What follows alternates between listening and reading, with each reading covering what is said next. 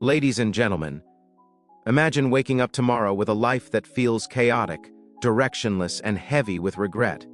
Now imagine waking up instead with purpose, strength, and the quiet confidence that you are moving towards something worthwhile. That shift is not a fantasy. It is the direct result of following a set of hard-won principles that one man, Jordan Peterson, has distilled from psychology, philosophy, mythology, and decades of working with people in pain. Today, I want to share with you why his life advice has the power to truly change your future. Jordan Peterson begins his famous set of life principles with this seemingly simple instruction: stand up straight with your shoulders back.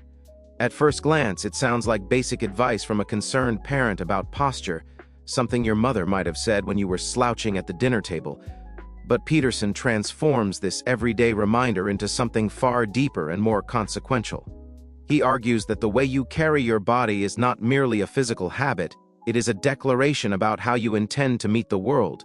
It is an acceptance of life's burdens, a voluntary decision to face chaos rather than shrink from it, and a signal that you are ready to transform potential into meaningful order. To understand why this matters so profoundly, Peterson takes us back hundreds of millions of years to the ancient world of lobsters. These creatures, despite their apparent simplicity, live in strict dominance hierarchies. When two lobsters encounter each other over territory or resources, they engage in a series of escalating confrontations, posturing, threatening displays, and eventually physical combat. The winner emerges with an upright, confident bearing, antennae forward, body raised, while the loser slinks away, posture collapsed, tail tucked, ready to flee at the slightest threat. What is remarkable is the neurochemistry behind this behavior. Victorious lobsters experience a surge in serotonin, the neurotransmitter associated with confidence, reduced anxiety, and a sense of security. Defeated lobsters, by contrast, see their serotonin levels plummet, leading to heightened stress responses, greater fearfulness, and a posture that screams submission. This chemical shift is so powerful that if you inject serotonin into a defeated lobster, it will adopt the dominant posture and fight more aggressively. The astonishing part is that this system, linking posture, status, brain chemistry, and survival, has persisted across vast evolutionary time. Lobsters diverged from the lineage leading to humans over 350 million years ago, yet the same ancient structures govern how social position influences physiology and behavior. Peterson uses this to illustrate a fundamental truth: hierarchies are not some recent invention of human culture or oppressive patriarchy. They are etched into the very biology of complex life. We humans share this deep wiring. Our brains contain ancient circuits that track our position in social hierarchies, and those positions profoundly affect our mood, energy, resilience, and even our immune systems. When you slouch, when your shoulders roll forward and your head drops, you are unconsciously signaling defeat. Others perceive it immediately, often without realizing why, and they respond accordingly. They are less likely to respect you, to offer opportunities, or to engage with you seriously. More importantly, your own brain reads the signal. Low serotonin follows, stress hormones rise, anxiety creeps in, and you become more reactive, more avoidant, more prone to seeing threats everywhere. It becomes a vicious cycle. Feeling low leads to submissive posture, which invites poor treatment, which reinforces feeling low. The defeated lobster retreats further into its burrow. The defeated human withdraws from challenges, avoids eye contact, and lets opportunities slip away. But the reverse is also true, and this is where the advice becomes transformative. When you consciously choose to stand up straight, pull your shoulders back, lift your chest, and raise your gaze, you interrupt that negative loop.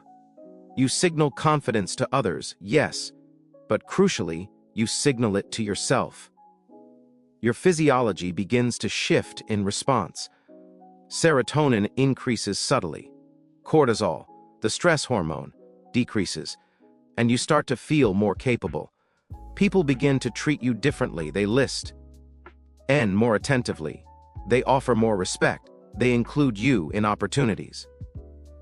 Over time, this creates a positive feedback loop. Small victories accumulate, confidence builds, and you become more willing to take on responsibility. Peterson emphasizes that this is not about pretending to be dominant or bullying others. It is about voluntarily accepting the terrible responsibility of life with eyes wide open. Life is full of suffering, uncertainty, and inevitable loss. You can choose to cower before it, slouching through existence, resentful, bitter, waiting for someone else to fix things, or you can stand tall and meet it head-on. Standing up straight means deciding to bear your share of the world's chaos. It means rejecting the temptation of immediate gratification, and instead choosing the harder path of self-discipline, sacrifice, and growth. It is the first step toward transforming the unknown potential of existence into something habitable, ordered, and meaningful. This posture is both literal and metaphorical. Physically, it improves breathing, reduces neck and back pain, projects health and vitality, and makes you appear taller and more present. But metaphysically, it represents a decision to rise above victimhood. It says, I am not merely a passive recipient of life's blows. I am an active participant, willing to confront difficulty, to learn from failure, to protect what is good, and to strive towards something higher. In doing so, you not only improve your own life, but strengthen those around you. When others see someone standing firm in the face of adversity, it inspires them to do the same. A single upright individual can become a stabilizing force in a room, a family, a community. Of course, posture alone will not solve every problem. If you are in genuine despair, dealing with severe trauma, or trapped in oppressive circumstances, changing how you stand is only the beginning. Yet Peterson insists it is a beginning you can make right now, with no special resources or permission required. It costs nothing but a moment of conscious effort, and its effects ripple outward in ways you cannot fully predict. Day after day, as you remind yourself to stand tall, you build a habit of courage. You train your body and mind to default to resilience rather than retreat. You become someone who is capable of shouldering burdens, not because life is easy, but because you have decided it is worth the effort. Jordan Peterson's second core principle cuts straight to the heart of personal transformation with a blunt, almost confrontational command: clean your room. It sounds trivial at first, something your parents nagged you about as a teenager, but Peterson elevates it into a profound moral and psychological imperative. The idea is not about aesthetics or domestic neatness alone. It is about establishing order in the smallest domain you control as the prerequisite for claiming any authority to reorder larger, more chaotic parts of existence. Before you set out to fix society, critique institutions, or demand change from others, demonstrate that you can bring structure and competence to your immediate surroundings. If your own life is a mess, disorganized, neglected, resentful, how credible are you when you point fingers outward? The room becomes a mirror. Its state reflects your capacity for responsibility, your willingness to confront discomfort, and your ability to turn potential chaos into habitable order. This principle arises from Peterson's clinical experience and his deep reading of psychology, mythology, and philosophy. He observes that people in despair or resentment often turn their gaze outward, blaming external forces, politics, economics, other people, for their suffering. Yet the same individuals frequently live in environments of profound disorder: bedrooms piled with clothes, kitchens overflowing with unwashed dishes, schedules in disarray, bodies poorly cared for. The external critique becomes a projection, a way to avoid the harder task of self-examination. Peterson argues that true humility begins with recognizing the limits of your competence. If you cannot impose peace and functionality on your own household, what makes you qualified to reorganize a city, a nation, or the world? This is not mere rhetoric, it is a call to intellectual honesty. Start small. Prove your capability locally, and only then scale up your ambitions. The act of cleaning your room is deceptively powerful because it requires voluntary confrontation with reality. You must face the accumulated evidence of procrastination, neglect, and avoidance. Sorting through junk forces decisions: what to keep, what to discard, what to repair. It demands physical effort, attention to detail, and the acceptance of temporary discomfort. In doing so, you practice the fundamental human skill of transforming chaos into order. Peterson draws on ancient archetypes here. The hero who ventures into the unknown, slays the dragon of disorder, and returns with treasure. Your room is that initial dragon, small enough to defeat, yet symbolic of the larger battles life will demand. Each drawer organized, each surface cleared, builds competence and confidence. You prove to yourself that you can initiate change, follow through, and produce tangible improvement. Moreover, this small victory has cascading effects on your psychology. A clean, ordered space reduces cognitive load. No more visual noise draining your attention, no constant reminder of unfinished tasks sapping motivation. Studies in environmental psychology support this. Orderly surroundings correlate with better focus, lower stress, and improved mood. But Peterson goes further, tying it to serotonin systems and dominance hierarchies. When you take responsibility for your environment, you signal to your own brain that you are capable, that you occupy a position of voluntary control rather than passive victimhood. The defeated lobster hides in its burrow. The one who asserts order stands tall. Cleaning your room is an assertion of agency in a world that often feels overwhelming. Critics sometimes dismiss this as simplistic or conservative moralizing, but Peterson insists it is practical and universal. Anyone, regardless of circumstances, can begin here. You do not need money, status, or permission, just the decision to act. Even in cramped apartments, shared housing, or difficult family situations, you can claim one small area, your bed, your desk, a corner of the room. Make your bed every morning, as Peterson often recommends.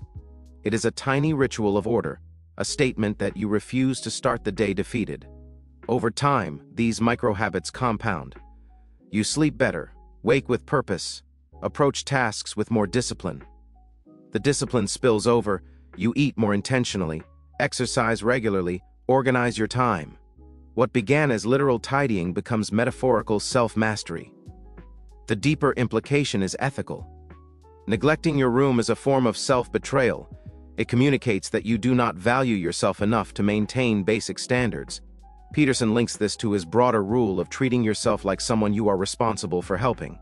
If a loved one lived in squalor, you would urge them to clean up, not out of judgment, but care. Extend that same compassion and firmness to yourself. Failure to do so breeds resentment. You resent others for not fixing things while refusing to fix what is yours to fix. This resentment poisons relationships and world view. By contrast, taking responsibility liberates. You stop waiting for rescue and start building strength. The world no longer appears solely as a source of injustice. It becomes a place where your actions matter. In practice, the process is iterative and forgiving. You will backslide. Life intervenes. Old habits resurface. But the principle remains: return to the room, clean it again. Each return reinforces resilience. Peterson tells stories of clients whose anxiety dropped dramatically simply by establishing routines like regular sleep, proper meals, and a tidy living space. These basics reset physiological systems, creating a foundation for tackling bigger problems. The room is the entry point to voluntary sacrifice, giving up immediate comfort for long-term benefit. Jordan Peterson's fourth rule addresses one of the most pervasive sources of human misery: destructive comparison. In an age of constant exposure to curated lives, social media feeds filled with success stories, highlight reels, and apparent perfection, it is easy to feel inadequate. Someone always appears smarter, richer, more attractive, more accomplished. Peterson counters this trap with a precise redirection. Stop measuring yourself against others today and instead compare yourself strictly to who you were yesterday. This shift is not motivational fluff. It is a realistic, psychologically grounded strategy for sustainable progress in a fundamentally unfair and multidimensional game called life. The reality Peterson confronts first is brutal. Existence is rigged against perfect equality of outcome. No matter how talented you are, someone somewhere will outshine you in any given domain. There are hierarchies of competence everywhere, and the winners often take the majority while many are left behind. Social media amplifies this by presenting only the peaks of others' lives, hiding their failures, struggles, and private sufferings. The result is envy, resentment, bitterness, a toxic cocktail that poisons motivation and self-worth. You fixate on a single dimension, wealth, looks, status, and conclude your life is deficient because you lack what another possesses. Yet Peterson points out that life is not one-dimensional. Every person plays multiple games simultaneously: health, relationships, career, creativity, ethics, personal growth. No one wins every game, and no two people play exactly the same set. By comparing yourself to others, you commit a category error. You judge your entire multidimensional existence against a narrow, cherry-picked slice of someone else's reality. The alternative Peterson proposes is humble and actionable. Turn your gaze inward and backward. Ask, am I better today, physically, mentally, morally, than I was yesterday? Did I make at least one small improvement? Perhaps you read for 10 minutes instead of scrolling, exercised when you felt like skipping, spoke more truthfully in a conversation, or organized one part of your day. These incremental advances are under your direct control. They accumulate quietly, compounding over weeks, months, years into profound change. This method of self-comparison fosters patience and realism. Progress is rarely dramatic. It is the product of consistent, often boring effort. When you focus on yesterday you avoid the frustration of unattainable ideals. You recognize that meaningful growth is personal and contextual. What counts as victory for you today might be trivial to someone else, but it is yours. This perspective reduces envy because others' achievements no longer threaten your worth. Their success exists in their game. Your task is to improve in yours. It also protects against despair. If yesterday you was disorganized, anxious, or unkind, today you can be slightly less so. Even in hardship, you can aim for tiny wins. One honest reflection, one act of kindness, one moment of discipline. Peterson emphasizes that this requires honest self-scrutiny. You must identify what truly matters to you, distinguish genuine desires from resentful imitations, and prioritize accordingly. Your inner critic often fixates on flaws, but it is biased and narrow. Challenge it, list your values, resolve conflicts between them, and focus on controllable elements. What small adjustment today will make tomorrow better? This iterative process turns life into a voluntary adventure of becoming rather than a competition to be won. The beauty of the rule lies in its empowerment.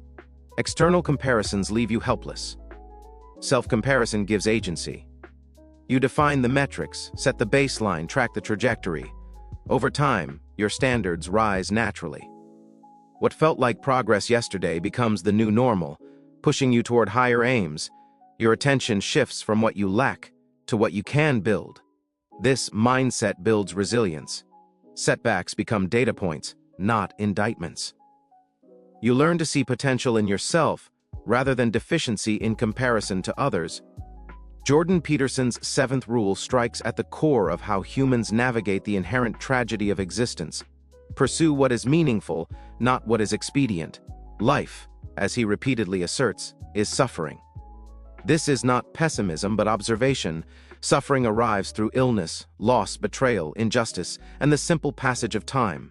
The universe itself seems indifferent, and in a cosmic scale, our efforts may appear futile. Faced with this reality, one path tempts us constantly: expediency. Expediency means taking the easy route, chasing immediate gratification, avoiding pain at all costs, manipulating circumstances for short-term gain. It whispers that since life is suffering and ultimately meaningless, why not grab pleasure now, lie to get ahead, exploit others, or numb discomfort with distractions? Expediency justifies selfishness because if nothing matters, why sacrifice? Yet Peterson argues this path destroys the future. Expedient choices erode character, relationships, and self-respect. They build a life of fragility. Here small comforts accumulate into resentment, addiction, and emptiness. The expedient person avoids responsibility, resents those who succeed through effort, and finds no lasting satisfaction because pleasure is fleeting. Once consumed, it demands more, escalating into compulsion. Expediency is the serpent in the garden, offering quick fruit that poisons the soul. The alternative is meaning. Meaning emerges when you voluntarily confront suffering and sacrifice the present for a better tomorrow. It requires aiming at something higher than immediate desire, a goal that aligns with responsibility, truth, and the good. Peterson draws from ancient stories to illustrate this: the biblical narrative of sacrifice, where God demands Abraham offer his son Isaac, testing willingness to give up the most precious for the greater order.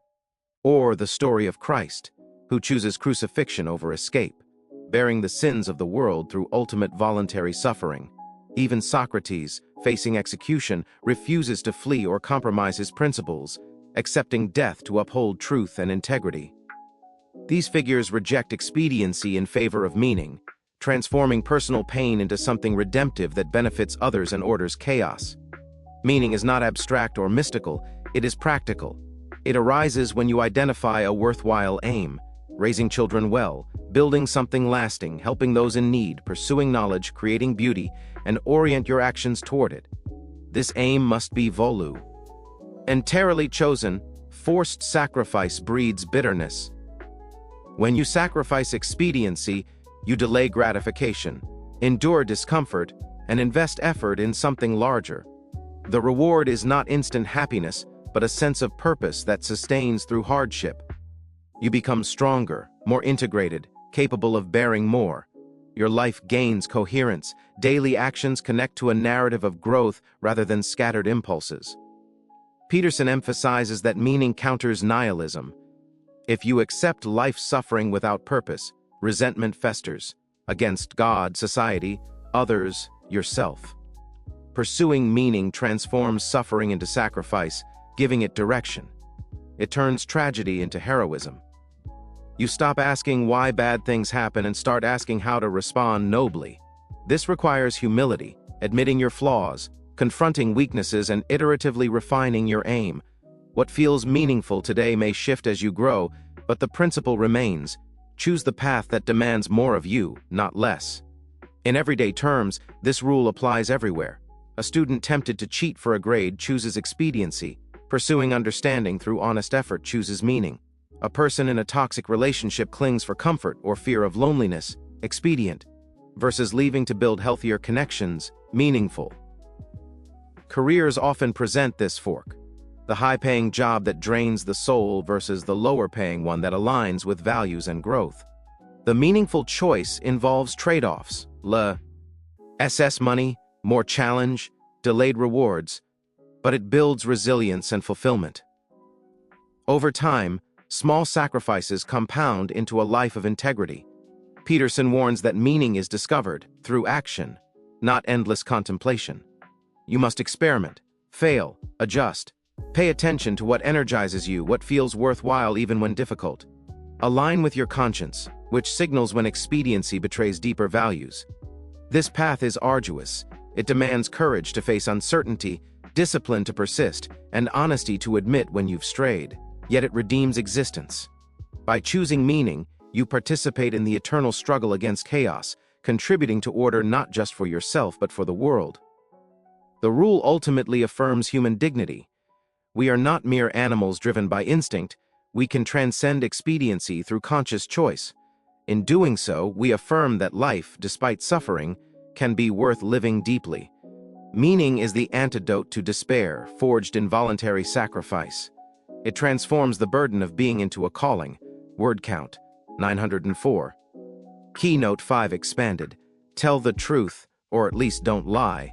Honesty builds trust, strength, and a stable life. Jordan Peterson's 8th rule is deceptively straightforward, yet profoundly consequential. Tell the truth, or at least don't lie. Lies appear harmless. White lies to spare feelings, exaggerations to impress, omissions to avoid conflict.